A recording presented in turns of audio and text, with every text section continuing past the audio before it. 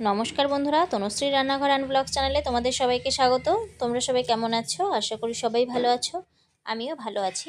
আজকে আমি তোমাদের সাথে হাঁসের ডিমের কারি রেসিপিটি শেয়ার করছি।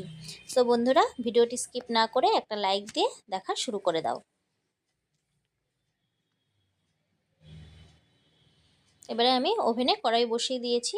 কড়াইটা হালকা একটু গরম করে নেওয়ার পরে আমি এর মধ্যে দিয়ে দিলাম ফরচুন রিফাইন অয়েল। এবারে আমি ডিমগুলোকে ভালো করে কড়ার লালচে করে একদম নুন হলুদ দিয়ে ভেজে নেব।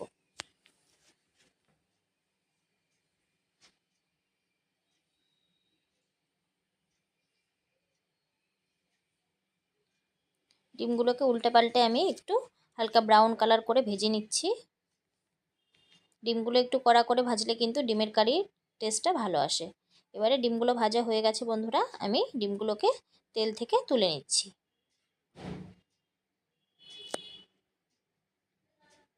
এবারে ডিমটা ভেজে নেওয়ার পরে যে অবশিষ্ট তেলটা ছিল সেই তেলেই আমি দিয়ে দিলাম দুটো শুকনো লঙ্কা আর কিছুটা গোটা সাদা জিরে।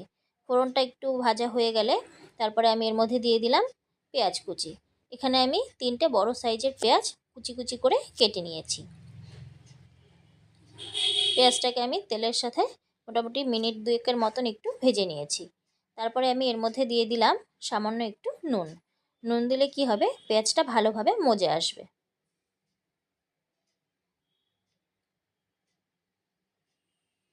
এবারে আমি এর মধ্যে দিয়ে দিলাম একটা মিডিয়াম সাইজের টমেটো।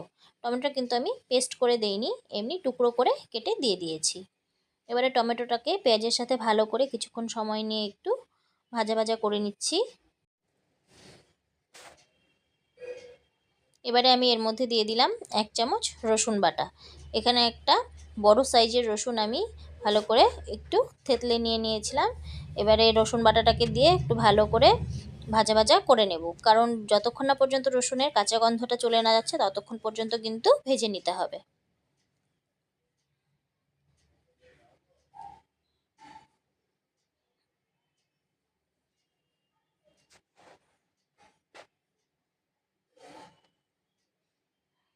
এরপর আমি এর মধ্যে দিয়ে দিলাম 1.5 ইঞ্চ মতো গরম মশলা আর 2টো এলাচ।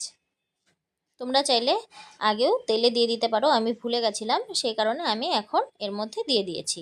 এবারে আমি এর মধ্যে দিয়ে দিলাম 1/2 চামচ জিরে বাটা আর 1 চামচ শুকনো লঙ্কা বাটা, আর দিয়ে দিলাম স্বাদ মতন নুন আর হলুদ গুঁড়ো। আমি কিন্তু সমস্ত মশলা কিন্তু শিলনোড়াতে ভালোভাবে একদম মিহি করে বেটে নিয়েছি, তাহলে কিন্তু খেতে দুর্দান্ত হয়। এবারে কিছুক্ষণ সময় নিয়ে মশলাটাকে ভালোভাবে কিন্তু আমি কষিয়ে নিচ্ছি। তোমরা দেখতেই পাচ্ছ যে আমি কিন্তু 2টো লঙ্কা দিয়ে দিলাম। এগুলো কিন্তু পাহাড় থেকে আনা হয়েছে, এই লঙ্কাগুলো প্রচণ্ড ঝাল। এই লঙ্কাগুলো আমি দিয়ে দিয়েছি।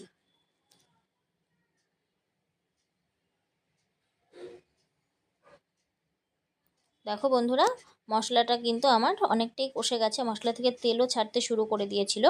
এবার মশলাটা যাতে পুড়ে না যায় সেই জন্য আমি সামান্য আর একটু জল দিয়ে ভালোভাবে কষিয়ে নিয়েছি। তারপর আমি এর মধ্যে দিয়ে দিলাম 1/2 চামচ আদা বাটা। একদম আমরা মাংস ঠিক যেরকমভাবে মশলাটাকে কষিয়ে নিই মাংসের, সেই রকমভাবেই কিন্তু আমি এই হাঁসের ডিমের কারির মশলাটাকে সেম প্রসেসেই কষিয়ে নিচ্ছি। আদাটা দেওয়ার পরে খুব একটা বেশি ভাজবো না, তাহলে তেতো হয়ে যাবে। এরপরে ভেজে রাখা যে ডিমগুলো, সেই ডিমগুলোকে আমি কিন্তু মশলার সাথে মোটামুটি 1 মিনিটের মতন গ্যাসের আঁচ একদম কমিয়ে নিয়ে ভালোভাবে কষিয়ে নিয়েছি। এরপর আমি গ্রেভির জন্য ছোট গ্লাসের 1 গ্লাস মেপে জল দিয়ে দিলাম। যেহেতু এটা আমি ঝোল বানাচ্ছি না, এটা আমি হাঁসের ডিমের কারি তৈরি করছি, সেই জন্য কিন্তু আমি বেশি জল ব্যবহার করিনি। এবারে জলটা দেওয়ার পরে আমি ঢাকনা দিয়ে ঢেকে দেবো মোটামুটি 5 মিনিটের মতন। তো 5 মিনিট পরে বন্ধুরা ফিরে আসছি। দেখতেই পাচ্ছ এই হাঁসের ডিমের কারিটি কিন্তু আমার তৈরি হয়ে গেছে। তো ভিডিওটি কেমন লাগলো তোমরা কিন্তু কমেন্ট করে জানিও। আর ভিডিওটি যদি ভালো লেগে থাকে তাহলে অবশ্যই একটা লাইক দিয়ে পাশে থাকা যে বেল আইকনটি আছে সেই বেল আইকনটি প্লিজ প্রেস করে দিও। তাহলে কি হবে, আমার দেওয়া ভিডিওর নোটিফিকেশন তোমরা সবার প্রথমেই পেয়ে যাবে বন্ধুরা।